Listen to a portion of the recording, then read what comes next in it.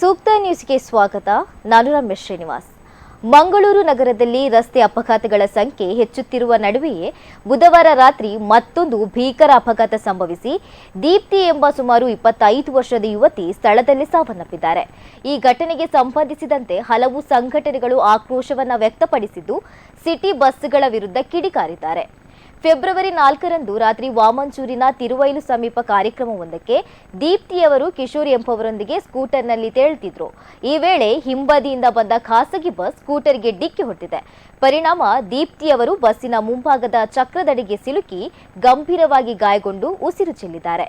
ವಿಪರ್ಯಾಸ ಅಂದ್ರೆ ಮೃತಪಟ್ಟ ದೀಪ್ತಿಯವರಿಗೆ ಮದುವೆ ನಿಶ್ಚಯವಾಗಿದ್ದು ಕುಟುಂಬಸ್ಥರು ಸಂತಸದ ದಿನಗಳ ನಿರೀಕ್ಷೆಯಲ್ಲಿದ್ರು.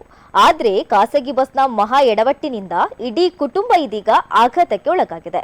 ಸಿಟಿ ಬಸ್ನಿಂದಾಗಿ ಇಂತಹ ಘಟನೆಗಳು ಈ ಮೊದಲು ಹಲವು ಬಾರಿ ನಡೆದಿರುವುದರಿಂದ ಮೊದಲೇ ಆಕ್ರೋಶಗೊಂಡಿದ್ದ ಹಲವರು ಸಂಘಟನೆಗಳು ದೀಪ್ತಿ ಸಾವಿನ ಬಳಿಕ ಕದ್ರಿ ಪೊಲೀಸ್ ಠಾಣೆ ಎದುರು ಪ್ರತಿಭಟನೆ ನಡೆಸಿದ್ದಾರೆ. ಅಪಘಾತಕ್ಕೆ ಕಾರಣವಾದವರ ವಿರುದ್ಧ ಕಠಿಣ ಕಾನೂನು ಕ್ರಮ ಕೈಗೊಳ್ಳಬೇಕು ಹಾಗೂ ಮೃತರ ಕುಟುಂಬಕ್ಕೆ ನ್ಯಾಯವನ್ನು ಒದಗಿಸಬೇಕು. ಅಲ್ಲದೆ ಸಿಟಿ ಬಸ್ಗಳ ಸ್ಪೀಡ್ಗೆ ಬ್ರೇಕ್ ಹಾಕಬೇಕು. ಕೆಲವು ಬಸ್ ಚಾಲಕರಂತೂ ರೇಸ್ ಟ್ರ್ಯಾಕ್ನಂತೆ ಅತಿ ವೇಗ ಚಾಲನೆ ನಡೆಸುತ್ತಿರುವುದೇ ನಿರಂತರ ಅಪಘಾತಗಳಿಗೆ ಕಾರಣವಾಗ್ತಿದೆ. ಪ್ರಯಾಣಿಕರ ಜೀವ ಹಾಗೂ ಸಾರ್ವಜನಿಕರ ಸುರಕ್ಷತೆ ಬಗ್ಗೆ ಯಾವುದೇ ಹೊಣೆಗಾರಿಕೆ ಇಲ್ಲದಂತೆ ವಾಹನ ಚಲಾಯಿಸುವವರ ವಿರುದ್ಧ ಸಂಬಂಧಪಟ್ಟ ಅಧಿಕಾರಿಗಳು ಗಮನ ವಹಿಸಬೇಕು ಎಂದು ಒತ್ತಾಯಿಸಿದ್ದಾರೆ.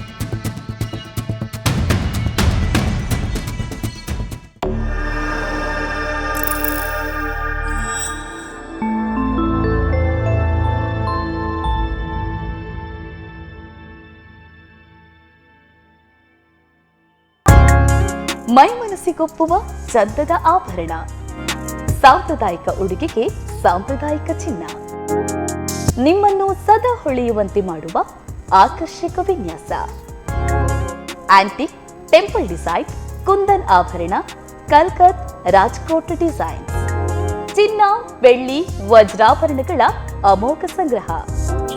ನಿಮ್ಮ ಪ್ರತಿ ಸಂಭ್ರಮವನ್ನ ನಮ್ಮೊಂದಿಗೆ ಹೆಚ್ಚಿಸಿಕೊಳ್ಳಿ. 40 ವರ್ಷಗಳಿಂದ ಗ್ರಾಹಕರ ನಂಬಿಕೆ ಉಳಿಸಿಕೊಂಡ ಸ್ವರ್ಣಾಭರಣ ಮಳಿಗೆ ವಿಎನ್ಆರ್ ಗೋಲ್ಡ್, ಸ್ವರ್ಣಸೌಧ, ರಥಬೀದಿ, ಬಂಟ್ವಾಳ.